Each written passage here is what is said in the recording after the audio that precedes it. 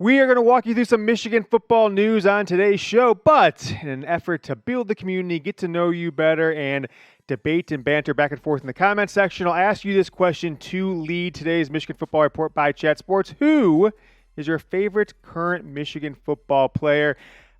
You'd be hard-pressed to name anybody, at least for me, other than either Hassan Haskins, Aiden Hutchinson, maybe David Ojabo, although he's only really been in Michigan fans' mind for the last 6, 7, 8 weeks or so. So let me know down in the comments. I'm going to go with Hassan Haskins. Let me know yours, your favorite current Michigan football player. It's the Michigan Football Report by Chat Sports coming up right now.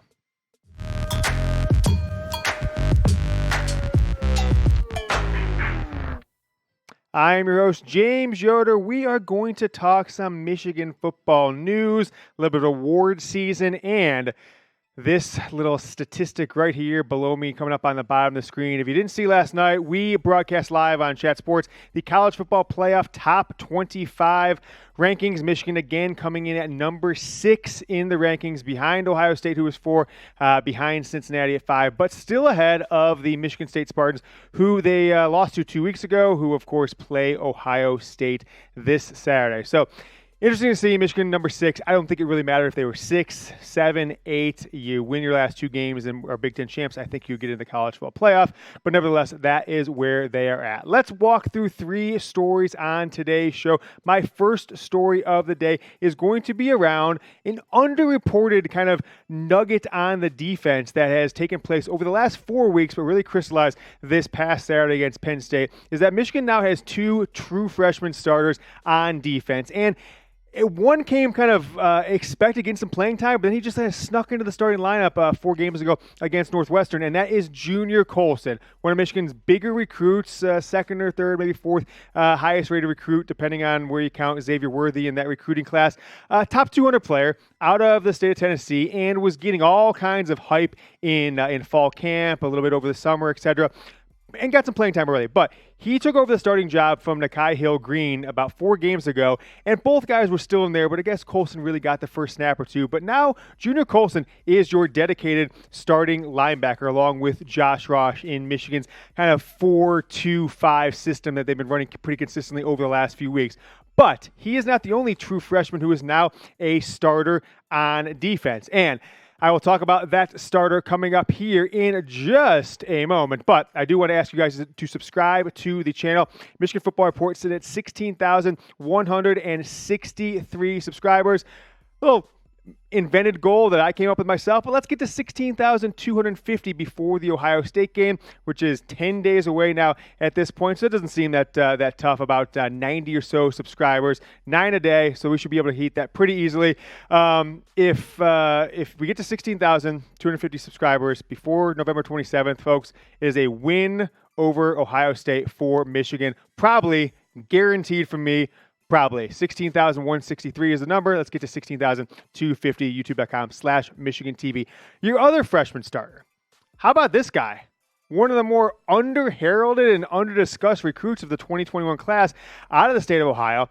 3-star, didn't have really any major offers other than Michigan, and that is Rod Moore, who has supplanted R.J. Moten as your starting free safety. And he got the start against Penn State. He had been getting a few snaps, and you see, oh wow, who's that number 19 there? I don't even recognize that number. A few games ago, oh wow, Rod Moore. I remember that name from recruiting. Well, he got the start, and it doesn't look like that's changing at all right now. He is slated to be in the starting lineup. He did media availability yesterday, slated to be in the starting lineup against Maryland, and I would expect, folks, he will stay in there through Ohio State, because I believe these 2 changes, and maybe most specifically Rod Moore, these changes were made because of the speed factor. Because you're down G-Mon Green, don't expect him to return for Maryland. Certainly don't expect him for Maryland, and then Ohio State, they say 50-50. I don't expect G-Mon Green to be back for the Ohio State game either. So Michigan will be down a player in the secondary, with Ohio State having probably 3 of the top 6 receivers in the entire country on one team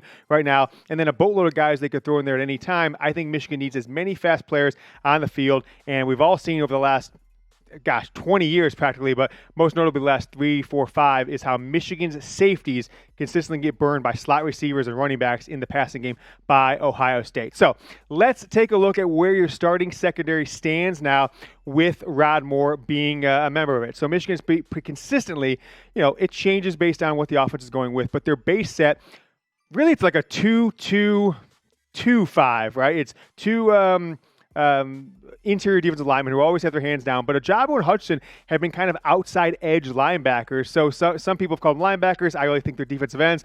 Then you've got Colson, you've got Josh Ross, and then these 5 guys here: DJ Turner, Dax Hill, Brad Hawkins, Rod Moore, and Vincent Gray. No G-Mon Green, but he had been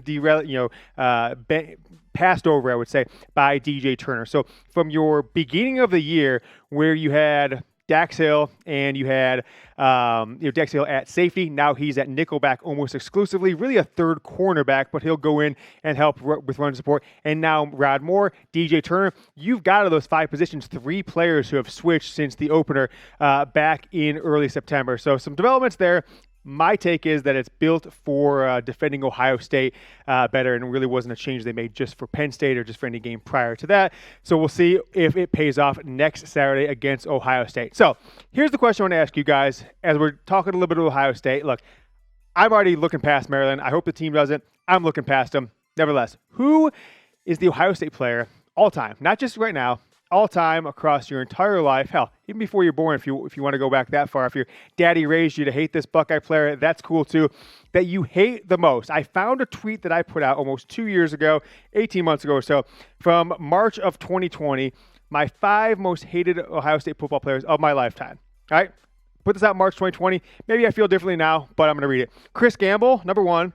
Troy Smith, 2. James Laurinaitis. I hate the entire Laurinaitis family, okay? They're just schmucks. Zeke Elliott, and then Antonio Gonzalez, current United States Congressman Antonio Gonzalez. Honorable mention, Ted Ginn, A.J. Hawk, and his sister who dated Brady Quinn or vice versa, whatever that thing was.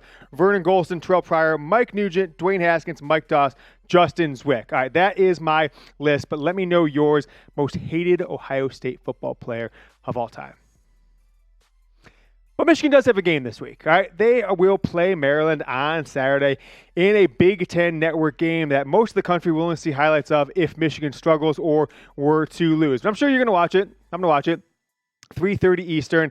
We will have your Michigan-Maryland postgame show immediately after the game. The fastest postgame college football postgame show in America. Michigan's 15-point favorite. Over/under in this one is 57. Kind of crazy. Michigan State, who is ranked number 7, they are 19-point underdogs at Ohio State. Michigan only 15-point favorites against a 5-5 Maryland squad. But I want you guys to predict the score. This game, the 11th game of the year for the 9-1, number 6 ranked Michigan Wolverines against 5-5 Maryland, fighting for their bowl lives. They will play Michigan, and then Rutgers got to win one of those 2 to be bowl eligible. Predict the score down in the comments. I think Michigan keeps it kind of boring, although Harbaugh has dominated Maryland, unlike really any other opponent in his time at Michigan. So I'm going to go. I'll give Harbaugh some credit here. 38-17, Michigan is my prediction. They'll cover the spread by 6 points or so in that scenario. So let me know your score prediction down below.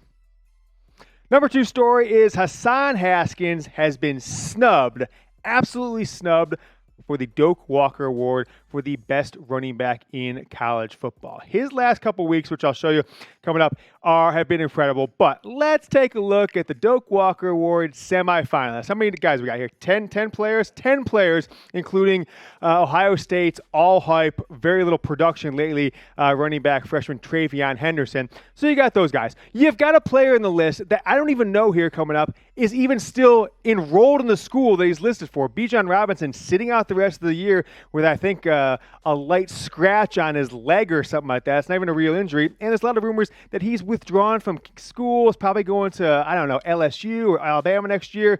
If it's on the internet, you guys know the rules. Probably true. But there were at least 6 or 7 guys on this semifinal list that Hassan Haskins is drastically better than. He's got better stats than a lot of them. He's got, 11 touchdowns. He had 5 catches last week, 200 all-purpose yards. The fact that he's not listed one of the top 10 players in the country, even considering Blake Corum was their leading rusher up until 2 weeks ago when he got hurt is kind of ridiculous. His production, his ability to put Michigan on his back has been pretty dang impressive for what I've seen throughout this year. But I guess the Doak Walker voters know a little bit more than me. I doubt it, but apparently they do. But you guys can get hooked up this holiday season heading into the Ohio State game. We're going to keep the BetUS Chat Sports jersey promotion rolling through the Ohio State game on November 27th. Get a 125% deposit bonus with our sportsbook partner, BetUS. You've got to use that link at the bottom of the screen so they can track where you came from. Jersey deal guy. Promo code GoBlue, 125% deposit bonus. If you put down at least 100, you'll get 125% deposit bonus, so an extra 125 plus Michigan football Jordan brand jersey. When you get set up with BetUS, all you got to do, make your first bet and then email us, jersey@chatsports.com. We'll get some information for you. You can get the process flowing by sending us your size, your account number, a screenshot of your bet, stuff we may ask for, but just email us, jersey@chatsports.com. We'll take care of the rest and get you a Jordan brand jersey from us to you, Chat Sports, BetUS. Go to chatsports.com/GoBlue. Make sure to use that promo code GoBlue. Get you a Jordan brand jersey. All right, let's talk Hassan Haskins some more. Last 2 weeks, 58 carries, 324 yards, 5.6 yards per carry, 1 touchdown, plus he added 6 catches in the last 2 weeks, 5 against Penn State, and around 50 or so yards the last 2 weeks. So he's nearly 400 yards of all-purpose over the last 2 weeks, averaging 30 yards per game. And so you got to think to yourself, okay, he's not in that 10-player Doak Walker Award semifinalist list. Had Blake Corum not been, as effective a player for Michigan and just had maybe 8 carries, 7 carries, 10 carries, instead of the 15, 16 he was splitting with Hassan Haskins, Haskins might be up there at 1,500, 1,600 yards, 17, 18 touchdowns, up from the 11 touchdowns he has now. So I think he's been snubbed, and this is probably his last year in Ann Arbor, so it's a bummer he won't get any national acclaim because I think he's had a hell of a career at Michigan throughout the last 4 seasons. Let me know, though. We're looking at our analytics, maybe planning for this holiday season, programming after the Ohio State game. So I want to know, and help me get to know you guys a little bit better, is this your first time watching this show? If it is, give me a yes. If it's not, type no in the comments. You might say, James, I've watched the show 100 times. You've seen me, whatever. Just go ahead and type no if that's the case. And let me know when you started watching. And started watching 2019, whatever it is. But if it's your first time watching, type yes. Anybody who types Y for yes, I'm going to go and reply to you, give you a sup, go blue, whatever it is. So type Y. I'm replying to all the Ys on this show in the comments. Number 3 today, Blake Corum is a finalist for the Paul Hornung Award, which is awarded to the best player in college football who is impactful at multiple positions. So it's kind of one of these things. He bats 300 on Thursday day games when going against a lefty pitcher with runners in scoring position. Boom. Okay, that's the award. But there's 5 finalists, okay. And some of these guys, I guess Jaden Reed, we've all heard of. Kieran Williams from Notre Dame had a good career, but I don't know, the Houston guy, the Ball State guy. This award, though, does have a long list of great winners. Devonta Smith won it last year. Rondale Moore won it a couple years ago. Jabrill Peppers won it in 2016. Owen Marecic, whatever that guy's name is, at Stanford won it in 2010. So Harbaugh's had, I think, 2 of the last 10 award winners for this one. So I hope Blake Corum wins it. He's probably going to have trouble winning because he didn't play against Penn State. Won't play, as far as I know at this time, filming here on a Wednesday afternoon. I don't think, it's very doubtful he will play for Maryland. And we're hopeful that he will return for Ohio State 10 days from now. But I would say that's still a hope at this point, okay? I think it's 50-50 that he returns, and maybe 49-51 that he will get playing time against Ohio State on November 27th. I was definitely concerned that Donovan Edwards didn't get any play, really 2 carries against Penn State, so Michigan didn't really backfill him very well, and Hassan Haskins can't continue to carry the ball 30 times a game and catch 5-6 passes every single game. So hopefully Corum returns. If not, Donovan Edwards needs to make an impact. All right, we took your Michigan Football Report questions on YouTube and Facebook today, so we're going to have a show with that coming up tomorrow. In the meantime, follow me on Twitter at James Yoder. Until tomorrow, go blue.